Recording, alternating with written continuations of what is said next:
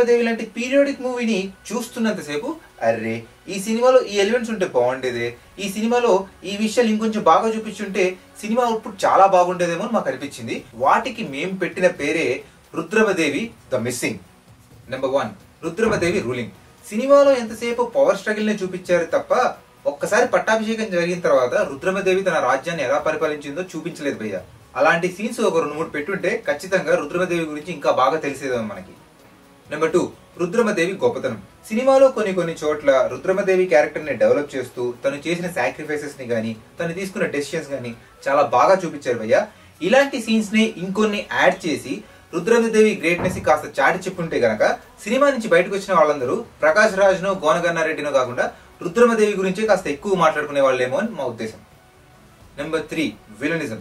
ఈ సినిమాలో విలనిజం చాలా వీక్ గా ఉంది భయ్య. రుద్రమదేవి లాంటి వారియర్ క్వీన్ కి ఆపోజిట్ గా ఉండే విలన్ చాలా ఫెరోషియస్ గా ఉంటాడని ఎక్స్పెక్ట్ చేస్తాం, కానీ ఒక ఇన్ఎక్స్పీరియన్స్ హిందీ యాక్టర్ ని పెట్టడం వల్ల తను స్టోరీకి ఎలాంటి ఇంపాక్ట్ క్రియేట్ చేయలేకపోయాడు. అతని బదులు సోను సూద్నో లేకపోతే మన ఇండస్ట్రీలో ఆల్రెడీ ఉన్న ఎవరైనా విలన్ క్యారెక్టర్స్ కి మహాదేవుని క్యారెక్టర్ ఇచ్చుంటే గనక సినిమా ఇంకొంచెం బెటర్ గా ఉండేదేమో. నెంబర్ 4, రుద్రమదేవి తన రాజ్యాన్ని విడిచిపెట్టి వెళ్ళిపోతున్న సీన్. కాన్సన్ట్రేషన్ మొత్తం ఆ సీన్ లో ఉన్న గ్రాఫిక్స్ కే ఇవ్వడం వల్ల పర్ఫార్మెన్స్ తగ్గినట్టు మనకు అనిపిస్తుంది భయ్య. బ్యాక్గ్రౌండ్ స్కోర్ కూడా వీక్ ఉండడం వల్ల పెయిన్ఫుల్ గా ఉండాల్సిన అలాంటి సీన్స్ మనం థియేటర్ లో కూర్చొని చూసినంతసేపు చాలా పేల్ గా అనిపిస్తాయి. నెంబర్ 5, అల్లు అర్జున్ ని గోనగన్నారెడ్డి క్యారెక్టర్ గా ఇంట్రడ్యూస్ చేస్తున్న సీన్.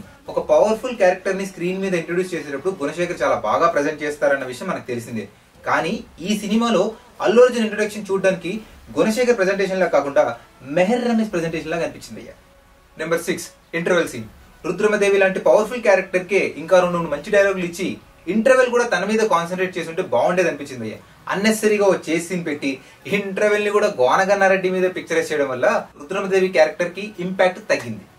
నెంబర్ 7, రానా తన ఆర్మీతో చేసిన వార్ సీక్వెన్స్ క్వాలిటీ.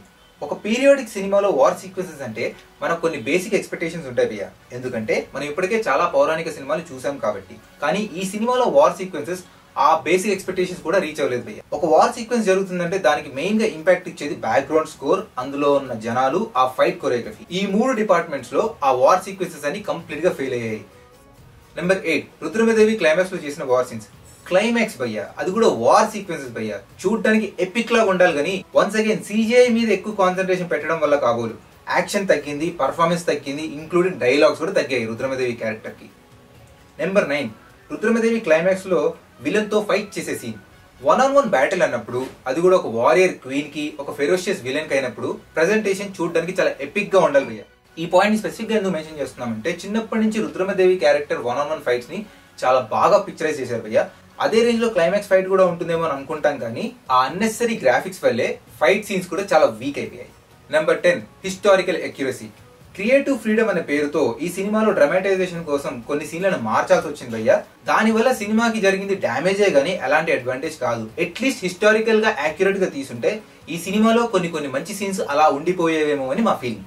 సో ఇవ్వండి రుద్రమదేవి సినిమాలో మేము బాగా మిస్ అయిపోయిన ఎలిమెంట్స్. మీకు కూడా ఏమన్నా మిస్ అయినట్టు అనిపిస్తే కింద కమెంట్ సెక్షన్ లో చెప్పండి.